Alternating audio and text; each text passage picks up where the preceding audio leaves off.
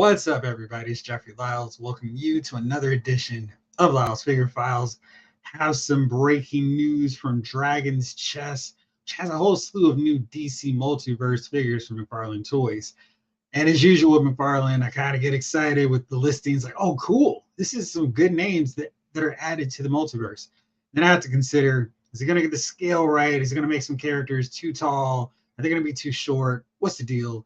If he can execute them as well as he does some other ones that I've really raved about on this channel numerous times, I think they'll be really great figures, and the lineup of characters is really exciting. There's some new names we haven't seen before, and it's a pretty good lineup of characters. And if he nails them, if he pulls them off, they're going to be great additions to the line. Let's break them down. Some of which I don't quite know which version, which look he's going to go with, but it's just my best guess based off a little Googling. Let's see what happens. Here's the first one. It's the Batman from Futures End. Futures End started off pretty cool. Then it just kind of got way too long and it just wasn't entertaining after a while. Now, McFarlane loves his Batman variants. Anytime he can do one, he's excited and hyped up. I don't really know what all we're going to get with this one. I assume it'll be this version with the vertebrae spinal tap deal situation and the utility belt with different pouches, kind of mechanized, a little bit different than we've seen before. I think that's a different enough look for McFarlane to go, yes, let's make that one. That'll look cool. Now, that's not necessarily one that's on my list of, oh man, that's a great addition to the lineup. I'm very excited about that. I think that one kind of makes sense just because he's starting to run out of viable Batman versions to do. Now, another one that get announced, another one that got announced, I can say words properly, is Zsasz, Mr. Zsasz. He's a longtime Batman villain. Hadn't had a lot of figures because of the whole motif, the background of him. But I really think that McFarlane's going to nail this, especially if he puts the work into the scars, etches them into the sculpt, and doesn't just rely on the paint to do it. I know that's the easy way, but I think with Mr. Zsasz, it would be really cool to see it sculpted. Now, my question, of course, is which way would he go with him? Would he go with the bald, kind of easy, more modern version? Or would he go with the Jim Aparo version, which is such a cool look with the crazy eyes? I don't even understand how he has them.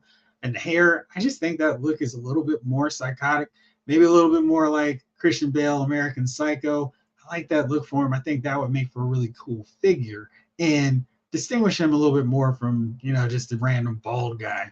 Because that's the look that feels a little bit safe for Mr. Zsasz, but I think there's a more daring, more interesting look for him that we can get with the blonde hair and the crazy eyes. Next up is the Batman who laughs as Batman. So basically a typical, maybe even the Batman Detective Comics mold with the Batman who laughs, helmet piece, the spiked visor, I guess you'd call it, around him. And then the heart monitor. It's been a while since I read that story. It was okay, pretty solid work from Scott Snyder, and Chalk, I believe, drew that one. So that's another interesting variant for people who want to have all the different looks of Batman, aka Todd McFarlane. So that's one that I think would make for a cool conversation piece Batman, not one that I need. And I kind of over most of the Batman variations that Todd is cranking out, but this is one I think for people who have tons of Batman shows, because Todd has been cranking out several versions of Batman. That's a pretty solid one. One for sure I'm going to get, and I'm really excited that this got announced, is a 2-pack. One of his mega fig and regular standard size figures. It is one that was long overdue to get re-released. It's a Nightfall Bane, the mega fig that was really massive and huge, and naturally he's going to get paired with Nightfall Batman. Now there's some questions, of course, in terms of which way they'll go with this, regular colored version or the very interesting and very cool variant with the shading. Hopefully that's the one, because I really would love to see this in figure form in my hands. Maybe they'll change up the shading a little bit. If so, that's fine. I'm happy with that. Maybe they'll add a little shading to the gloves and the boots and not just the tights and the cowl, because I love that look. That's my preferred look for Batman anyway, much like Captain America. Get that shading there. So if we get that, or maybe just a slightly battle damaged version of Batman, because he is beaten down and broken by the time he fights Bane, who completes the deal, breaks the bat. But I'm really happy that we're getting another shot at Bane, who's long since been sold out. And typically, McFarlane doesn't charge an exorbitant price point for the Mega Figs 2-packs. We saw that with the Clayface, Batman, and Batwoman set. It was a pretty reasonable price point. Hopefully, that's the case here because I definitely need this Bane from McFarlane because I've got a Nightfall era Batman. And even though I'm going to get the Mafex set of these two figures too, it'd be nice to get Bane back in rotation in the collection. So I'm really excited about that. Then on this Dragon's Chest listing, there is a Joker Blacklight. There's so many versions of Joker that have been released so far. I don't know which way they're going to go with that one. So I didn't even bother trying to find a photo. I mean, there's so many glow-in-the-dark options for the Joker figures and McFarlane Toys has done so far. So pick one. I don't think you'll be necessarily wrong with that. But again, I still am waiting for the definitive McFarlane Toys classic Joker. And I don't feel like we've gotten that figure yet. So hopefully that's coming at this point, at some point in 2024, maybe the latest 2025, but hopefully we'll get that eventually. Another cool addition name that was leaked on this list is Ambush Bug. And there's a really fun, wacky character. He's just such a nutball. And seeing him on the list is kind of cool because he really is a character that would need a absolutely dedicated sculpt. He needs to be skinny, really slender, have those really funky antennas, the head smaller, do him Keith Giffen style all the way. And that'd be a really well-timed release, getting Ambush Bug into the lineup. So hopefully they'll do him right and he won't just reuse the same old slender mold. I think he needs a unique one for him. So that'd be really cool if we get that. And then another one that's just kind of a random vague one because there's so many options to go with is Armored Batman. And as you see here, they have cranked out several Armored Batmen. It could be the Kingdom Come version with that armored look. It could be the Batman Dark Knight Returns version. It could also be the Batman versus Superman version. I thought he had already done that as a figure. Is this one that? Anyway, he's done a ton. So I don't know. I know he's releasing more Batman versus Superman figures. So maybe this is an opportunity for him to crank out that version. So we'll see which way he goes with that. No real telling which way he goes. We'll see. Another figure in that Armored Batman is a patina version. So I don't know which one he's going to color all crazy and wild, but that is on the lineup. And then we get our collector's edition. And you know what that means? That means super expensive versions of characters for no real reason. Just going to charge $30 for them. Maybe we'll throw in an accessory piece that you want, but this is for classic characters, so you can't resist. So first up on this lineup is Starfire, and she's absolutely essential character, definitely a needed figure. We've gotten so many of the Titans already, so we need to get her. Hopefully McFarlane scales her properly so she's at least the same height as the massive Amazon Donna Troy figure we've gotten. So, there's all kinds of questions. Which way would he go with this look? This is her current outfit and costume done by the amazing Nicola Scott, who's just fantastic as an artist. And this is what she's rocking right now in Titans. Maybe that's the leader in the clubhouse, if you will. But then there's also the new 52 era where it's a more covered up Stargirl. If we're going to go with Stargirl, this is the look I want. The long flowing hair. I'm going to leave it up to Todd to figure out how to work that articulation with her hair and all that stuff. But the costume's awesome. This is a Owen sculpture version, I believe. And this is exactly how great that outfit would look. Without being too like, oh man, it's too titillating for our kids who are buying these figures. And I think this is her best design just because it really has that alien star princess look to her. And I think if we get that in figure form, that would be awesome to get.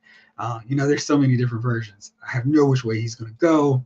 Next up is another long overdue comic book version figure, and that's Penguin. And there's a lot of different looks. Classic, old school version, more modern, mob boss version Penguin. I don't know which way he'll take this figure. And it's just one of those situations where he needs to start getting these characters who've had multiple looks over the decades so he can cross one look off and get to one that might be preferred by more collectors. So Penguin, long overdue, getting him into the lineup now from a comic book perspective, not just a video game look.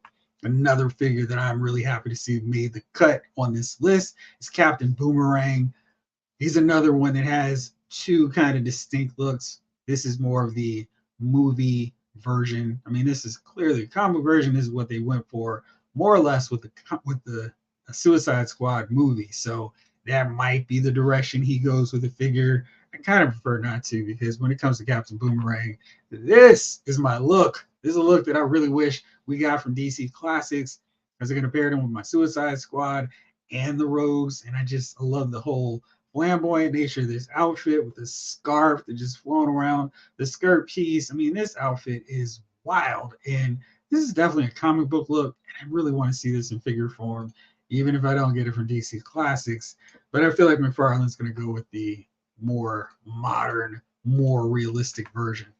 Next up in this collector edition set, and I'm a little bit worried about how this could play out, because there's different ways, especially after we saw what he did with Crypto with that Superman set. Maybe this is just a statue, but we're getting apparently a battle damaged Shazam and Freddie Freeman. Now, because of the licensing, I'm not sure if they can call him Captain Marvel Jr. Maybe they have to do CM3, CM Jr., whatever. Now, maybe we'll get him in this outfit. Maybe we'll have him with Freddie using the crutches as a statue piece, essentially. I don't know. I'm really excited if we do get him in this blue and yellow and red outfit. I think this is one of the best comic book costumes we've ever seen. Elvis would agree with me if he were here. I mean, it's just a great color scheme. Nice switch up from what Shazam / Captain Marvel's rocking. That's a really cool look. So I hope we get that version. But it might be easier to have a non-posable version just using crutches. And then finally, of these big ones that I'm pretty sure I know what the look's going to be, is a Batman versus Superman Doomsday. And this is one that kind of makes a lot of sense, because he's getting back into it. He's got that Batman from Batman Superman, and we're going to get Doomsday. So I assume we'll see a Superman at some point relatively soon. Gotta imagine this is going to be a mega fig, and he's going to be big and brawny.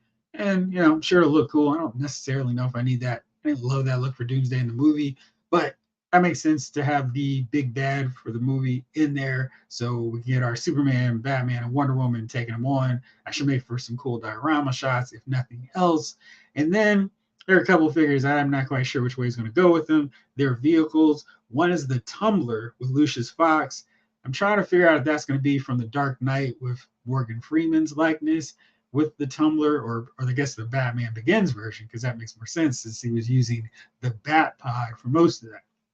And then we've got the DC Direct. That's an unusual license tag for it that was supposed to be done way back in 2017, apparently. It's going to be the Joker Mobile. And we've got the Batmobile, so I guess Joker needed to get in on the fun too. So we're going to see that. And I'm not sure what kind of scale that'll be compatible with, but that's another one that we're going to get fairly soon coming up this year. You know, with McFarlane listings, that doesn't mean we're going to be waiting until 2025 in spring to get them. That means we'll see all these figures most likely by June. And then it'll be time for another league list with figures we'll see in October, and then another one before the end of the year. So anyway, lots of exciting names. As always with McFarlane Toys, it's all about the execution. If the figures look good, if they've got great head sculpts, they've got, you know, the right outfit, the right scaling, I'm going to buy them. And if not, well, I'll just see. I'll call it like it's a missed opportunity. But there's really good listings: Starfire, Penguin, Mr. Zsasz, Battle Damage Shazam, for sure getting that Batman versus Bane Nightfall 2-pack. Absolutely, really happy to see them. Ambush Bug could be another great addition to the lineup just because he's so quirky, so fun. And I'll see about this Tumbler with Lucius Fox. That could be a really fun pickup as well. Anyway, lots of good choices. As always, Todd, just deliver great figures. You've done them with the Nightfall Batman, Flashpoint Flash, Red Tornado. I was thinking about Martian Manhunter, but not so much. He's done it. So some of these are collector's editions. I tend to be more excited. I think he'll get them right. With the collector's edition, we've seen Alan Scott Green Lantern, so that's another one who we know he did right from that lineup. So hopefully more of these will be on that line and less like some of the more disappointing ones we've seen lately. Which figures are you excited about from this leak list, courtesy of Dragon's Chest? Let me know in the comments. And as always, thank you so much for watching. This episode of Lyle's Figure Files has been filed.